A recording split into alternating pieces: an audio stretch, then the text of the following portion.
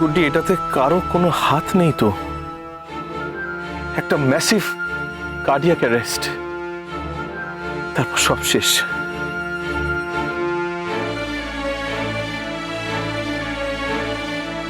গুড্ডি, তুমি যদি এইভাবে কথা বন্ধ করে থাকো, তুমি যদি এরকম ভাবে শূন্য দৃষ্টি নিয়ে তাকিয়ে থাকো, তাহলে আমি কি করি বলতো? আমার তো ভয় করছে। গুড্ডি, তুমি একটু কাঁদো গুড্ডি, কাঁদো তুমি গুড্ডি, গুড্ডি একটু কাঁদো। দেখো দেখো, এই মানুষটা তোমার জীবনে আর কখনো ফিরে আসবে না, আর কোনোদিনও ফিরে আসবে না। গুড্ডি, একবার তাকাও, একবার মানুষটার দিকে তাকিয়ে দেখো। আচ্ছা ঠিক আছে, আমি তো অনেক খারাপ ব্যবহার করেছি তোমার সাথে, আমি অনেক খারাপ ব্যবহার করেছি এই মানুষটার সাথে। তুমি আমার উপর রাগ করো, আমার উপর রাগ করো না। গুড্ডি, আমি অন্যায় করেছি, এমন অন্যায় করেছি যার কোনো ক্ষমা নেই। তুমি রিয়্যাক্ট করো গুড্ডি, গুড্ডি প্লিজ রিয়্যাক্ট করো তুমি। গুড্ডি রিয়্যাক্ট করো, রিয়্যাক্ট করো। দেখো গুড্ডি, যা হয়েছে এটা তো হওয়ার কথা ছিল না। আমরা কেউ চাইনি। এখন মনে হচ্ছে আমি ওর সঙ্গে একটু ভালো ব্যবহার করতে পারতাম। কি করে বুঝবো ও শত্রুতা আর সবকিছুর উপরে চলে যাবে, সবকিছুর ঊর্ধ্বে দাঁড়িয়ে থাকবে ও একা, দূর থেকে আমাদের দেখবে। কি করে বুঝবো? আমি তোমার কাছে ক্ষমা চাইছি গুড্ডি, আমাকে তুমি ক্ষমা করে দিও, ক্ষমা করো আমাকে। আমি আর কখনো পুগলুর ব্যাপারে কোনো কথা বলবো না, আমি কথা দিলাম তোমায়।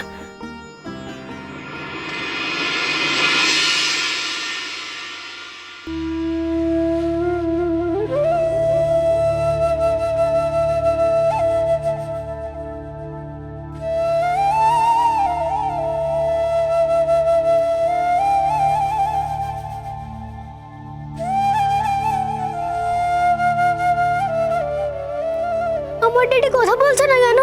আমার ড্যাডি উত্তর কেন দিচ্ছে না? ড্যাডি কথা বলো ড্যাডি, আমি পুবলু ড্যাডি।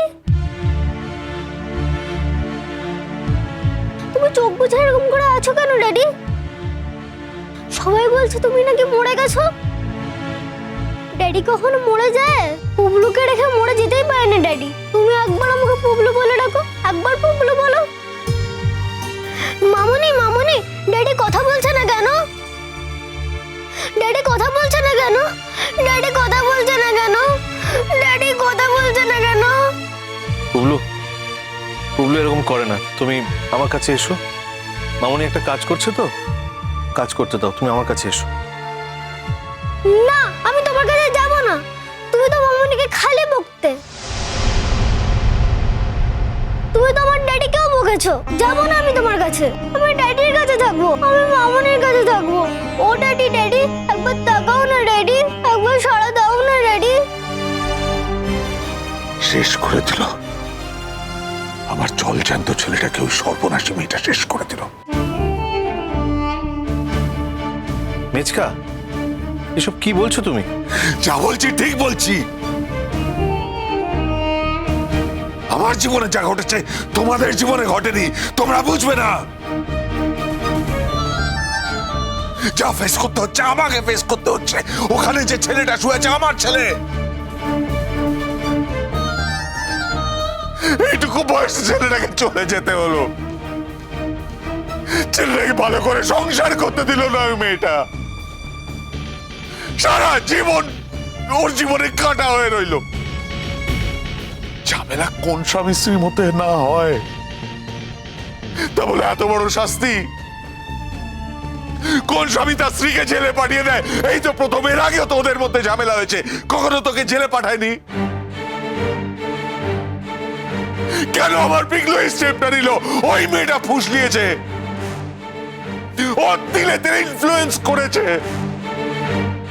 তারপর তিলে তিলে শেষ করে দিয়েছে। আজকে যদি শিরিন থাকতো তাহলে কখনো এরকম কিছু হতো না, ও হতে দিত না। শেষ করে দিল ওই মেয়েটা আমার ছেলে। আমার মনে হয় এখন এই কথাগুলো বন্ধ হওয়া দরকার। তোমার মেয়েটাকে দেখে বুঝতে পারছো না ওর কি অবস্থা? মেয়েটা বেঁচে মরে আছে। এই বেঁচে থাকাকে বেঁচে থাকা বলে? যন্ত্রের মতো কাজ করে চলেছে। দেখো, যন্ত্রের মতো চন্দন পরিয়ে চলেছে। তোমাদের তাও একটু মায়া হচ্ছে না ওকে দেখে? আমারও ওর প্রতি অনেক অভিযোগ ছিল মেচকা, কিন্তু আজকে এই জায়গায় দাঁড়িয়ে আমি আর ওকে কোনোভাবে অভিযুক্ত করতে পারছি না। আমি জানি না এরপরে আমাদের আরেকটা মৃত্যু সংবাদ শুনতে হবে কিনা। আরে মরবে না ও নিজে মরবে না। ও তিলে তিলে সবাইকে শেষ করে দেবে, এক এক করে মারবে সবাইকে। আমি তোমাকে সাবধান করে দিচ্ছি বৌদি, ওই মেয়েটার থেকে সাবধানে থেকো, ও কিন্তু তোমাকেও মারবে। আমি জানি ঠাকুরপো, আমি জানি এই মেয়ে থাকতে কোনোদিন কারোর ভালো হতে পারে। এই মেয়ে যবে থেকে যার জীবন এসেছে সবার খারাপ হয়েছে, সবার খারাপ হয়েছে। ছেলেটাকে খেয়ে নিল, জল জ্যান্ত ছেলেটাকে খেয়ে নিল। সর্বনাশী মেয়ে একটা। কতবার বুঝিয়েছি মেজো ঠাকুরপো, তুমি ভাবতে পারবে না কতবার বুঝিয়েছি। আমি বুঝিয়েছি, আমার ছেলে বুঝিয়েছে যে করো না, এটা করো না। বাচ্চাটাকে নিয়ে চলে আসলো। তুমি বলো, বাচ্চাটাকে নিয়ে চলে আসলো। বাচ্চাটা যদি অনুজের সঙ্গে থাকতো, অনুজের তো মনটা একটু ভালো থাকতো বলো। অনুজের এত বড় একটা ক্ষতি হতো না। অজুহাতে নিয়ে এসছে, অজুহাতে, যাতে বাচ্চাটার অজুহাতে দুজনে দেখা করতে পারে। কি অবস্থা, কি মেলামেশা ঠাকুরপো, আমি তোমায় বলে বোঝাতে পারবো না। একবেলা গুটি যাচ্ছে, একবেলা অনুজ আসছে। কি লাভ হলো বল, কি লাভ হলো? এটা করে কি লাভ হলো? ছেলেটাকে তো বাঁচিয়ে রাখতে পারলো না বলো। আমার এখন আমার ছেলেটার কি হবে, আমার সেই চিন্তা হচ্ছে। আমার ছেলেটার যদি কোনো... মা প্লিজ এবার থামো, প্লিজ। আমি চেয়েও থামতে পারবো না জিৎ। তুই সব ভুলে যেতে পারিস, আমি তো ভুলতে পারছি না।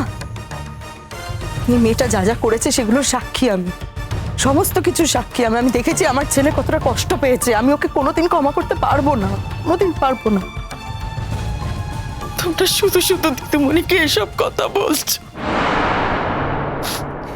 দিদিমণি ছিলেন বলি তো আমাদের স্যার বেঁচে ছিলেন। দিদিমণি স্যারের কত খেয়াল রাখতেন, কত রান্না করে নিয়ে আসতেন, পুবলুরও খেয়াল রাখতেন। বৌদিমণি যখন এসেছিলেন উনি কি করেছিলেন? কোনোদিনও কোনো কিছু রান্না করেছিলেন আমাদের স্যারের জন্য? কোনোদিনও কিছু করেছিলেন? কিচ্ছু করেননি। সারাদিন দরজা বন্ধ করে ঘরের মধ্যে থাকতো, ছেলেটারও খেয়াল রাখতো না। ছেলের সাথে তোমার বন্ধই না। আমি নিজের চোখে সব দেখেছি। তাই তোমরা দিদিমণির নামে এসব বাজে বাজে কথা বললো না। স্যার যখন অসুস্থ হয়েছিলেন, দিদিমণি এসে স্যারের কত খেয়াল রাখলেন, কত দেখাশোনা করছিলেন, মাথায় জল পট্টি দিচ্ছিলেন, বরফের ব্যাগ দিচ্ছিলেন, কিন্তু কিছুতেই তো কিছু হলো না। ডাক্তার, হসপিটাল সব তো একা সামলাচ্ছিলেন। তোমরা দিদিমণিকে দোষ দিচ্ছ। দিদিমণিকে তোমরা দোষ দিও না, উনি সব রকম চেষ্টাই করছিল। এই যাচ্ছে না, চুপ করো।